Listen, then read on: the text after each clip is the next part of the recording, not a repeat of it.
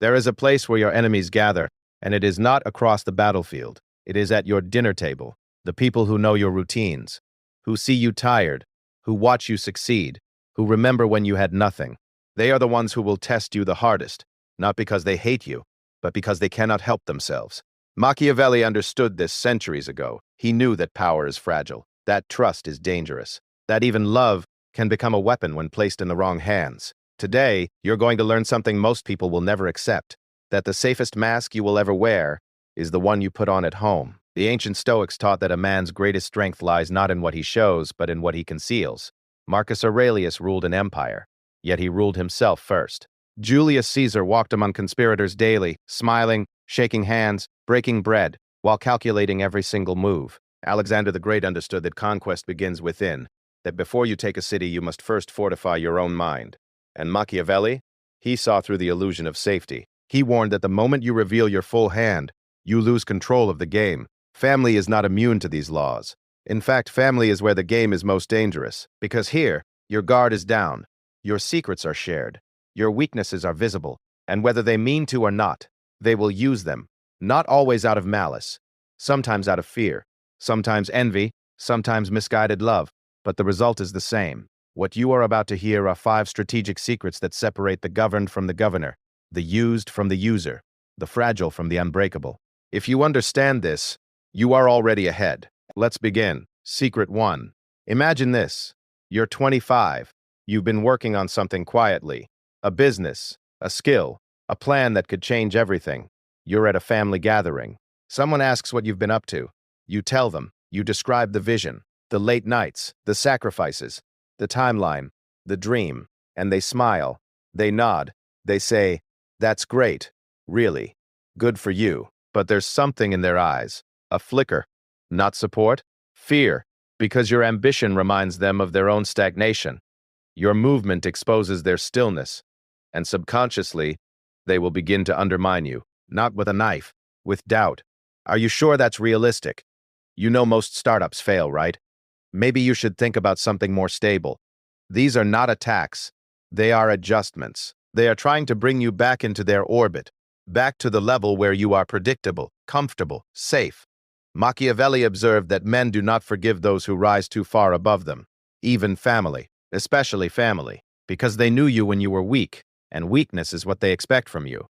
When you reveal your full ambition, you give them time to sabotage it, to doubt it, to plant seeds of hesitation in your mind before you've even begun. The disciplined man moves in silence. He does not announce his plans. He does not justify his vision. He builds and reveals only what is already done. When they ask what you're doing, you smile. You keep it vague, just working on some things, trying to stay busy. We'll see how it goes. And you return to the shadows, because the man who telegraphs his punch loses the fight before it begins. Secret 2. Money changes everything, not because it has power, but because people believe it does. Let's say you start earning more than your siblings, more than your parents ever did. You buy a car, a watch, you travel. Suddenly, you are no longer seen as family. You are seen as a resource. The requests begin subtly. Can you help out with this? I know you're doing well, so maybe you could cover. It's just temporary. You understand. And if you say no, you become selfish, ungrateful, arrogant. But here's the truth they will never tell you. They do not respect your success. They resent it, because your wealth forces them to confront their own choices, their own failures, their own lack. And instead of rising, they will try to drain you. This is not theory.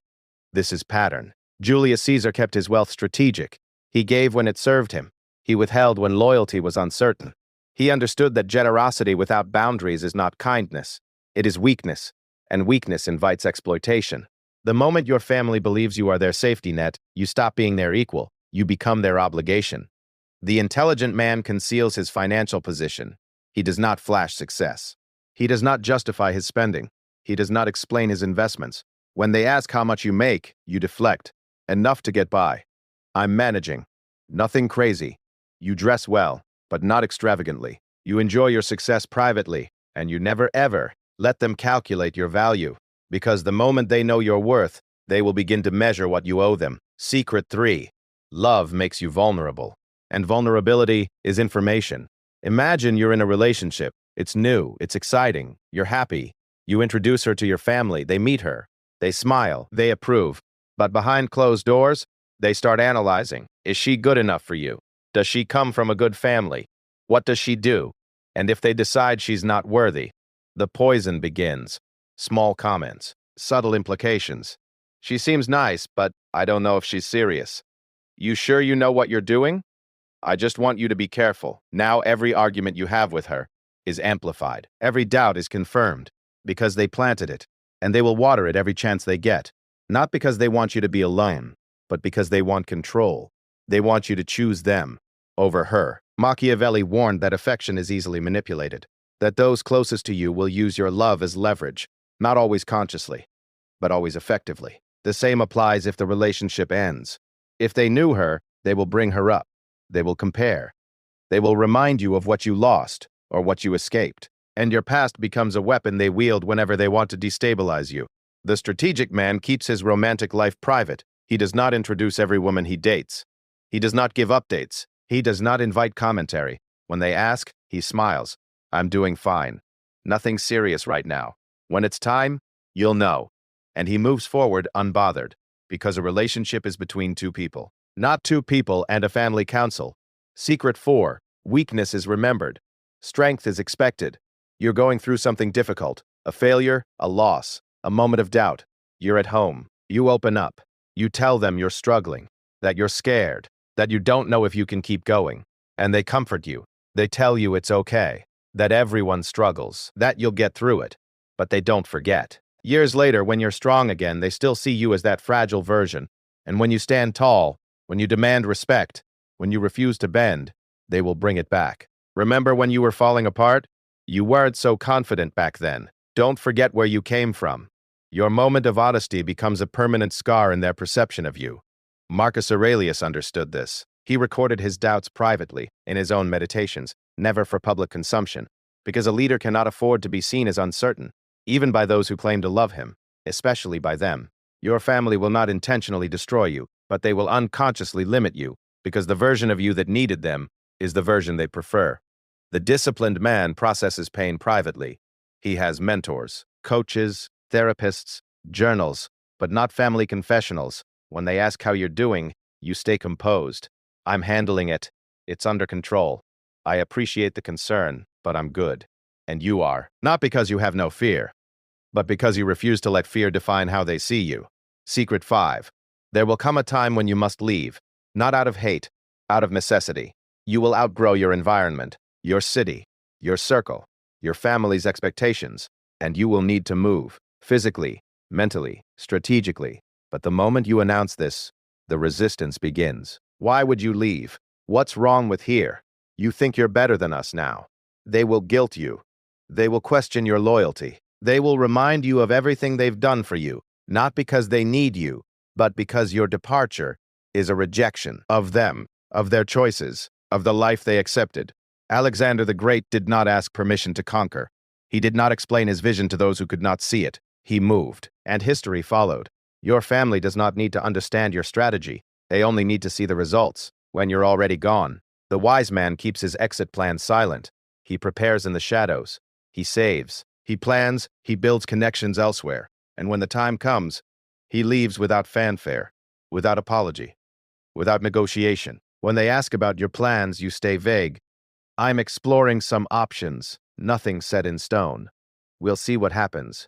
And when you finally move, you're already 3 steps ahead, because the man who announces his escape rarely makes it out. This is not a message of distrust.